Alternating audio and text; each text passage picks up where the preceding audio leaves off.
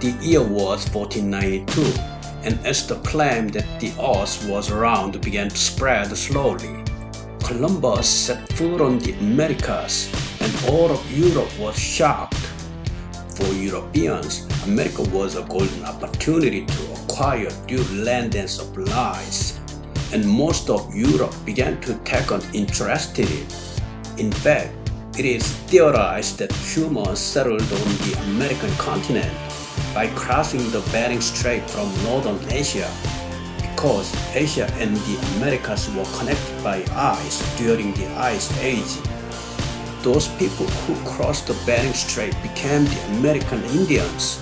After Columbus's arrival in America, European countries began to enter the American continent. In 1607, when Britain succeeded in establishing the first colony called Jamestown, European countries began to colonize here in earnest. In other words, for Europeans, America was a land of opportunity. On the other hand, there were people who came to America in search of freedom, unlike those who were looking for quick and easy money. At this time, religious oppression was severe in England, and Puritans were persecuted and had to flee to the neighboring Netherlands. But the Netherlands was also too hard and miserable for the Puritans to live in, so they had to go abroad in search of freedom.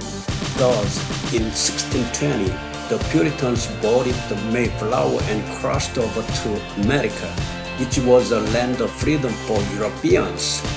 Later, the state of Georgia gave British debtors a chance to start over, and as African American slaves were brought in, the American continent came to be made up of numerous ethnic groups. 90% of the original indigenous inhabitants died due to the genocide and epidemics caused by Europeans.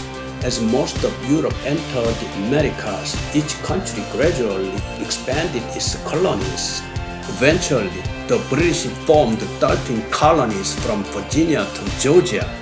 Over time, European countries competed with each other for colonization. Meanwhile, war broke out between Britain and France. At this time, even on mainland Europe, the confrontation between Britain and France continued to be fierce. This confrontation spread to the enormous scale of the 7 Years' War. The 7 Years' War, also known as the First World War, was a complete British victory. So Britain took its first step as the Britain Empire. And in North America, as well as taking away most of the French colonies, Britain gained a lot of territory. But then another problem arose.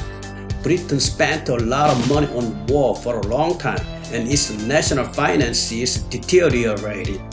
So they started looking for a way to fill this gap, which was to collect heavy taxes from the colonies they had built in North America.